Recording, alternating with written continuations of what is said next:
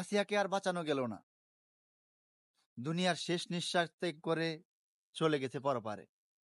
অথচ আমার এই দুনিয়াতে আজও সেই আসিয়ার ধর্ষকরা নিঃশ্বাস নিতেছে, আলো বাতাস দেখতেছে। আমরা লজ্জিত, আমরা বাঙালি। আমরা লজ্জিত, আমরা পুরুষ। আসিয়া আর নেই, বাঁচালে গেল না আসিয়াকে। আসিয়া আর এই দুনিয়াতে নেই। অথচ আসিয়ার সেই ধর্ষকরা আজও এই দেশের দুনিয়ার আলোতে রয়েছে। আমরা লজ্জিত, আমরা বাঙালি। আমরা লজ্জিত, আমরা পুরুষ। আল্লাহ না করুক এ আসিয়া যদি নাকি পরপারে গিয়ে আল্লাহর কাছে বিচার দেয়, শুধু কি সে দর্শকের বিচার দিবে? আপনার, আমার, আমাদের সকলের বিচার হবে, সকলের বিচার দিবে। কি ছিল আমার অপরাধ?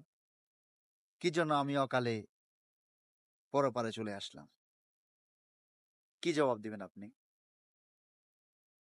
আছিয়া দুনিয়ার শেষ নিঃশ্বাস ত্যাগ করে গেল, অথচ আমার এই বাংলার মাটিতে আজও সেই দর্শকের বিচার হলো না।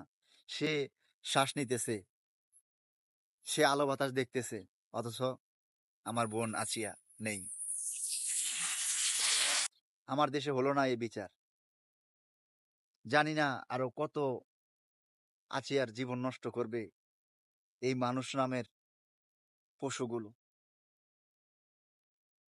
কবে হবে এই বিচার?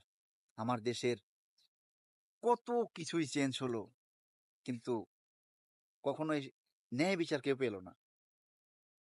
আজও কি বিচার হবে সেটাও কেউ বলতে পারে না। হাজার হাজার আছিয়ার জীবন ধ্বংস হয়ে যাবে আজকে যারা এখনো এখনো বিচার করতেছেন না, এখনো বিচারের আওতায় আনতেছেন না। আল্লাহর কাছে কি জবাব দিবেন? এই নিষ্পাপ মেয়েটা যদি আল্লাহর কাছে বিচার দেয় যে কি আমার অপরাধ ছিল, এই বাংলার মাটিতে আমার, এই দুনিয়াতে আমার বিচার পাইলাম না,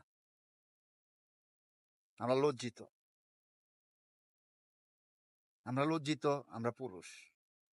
আমাদেরকে ক্ষমা করে দিস বোন, আমরা তোর ন্যায্য বিচারটা দিতে পারলাম না।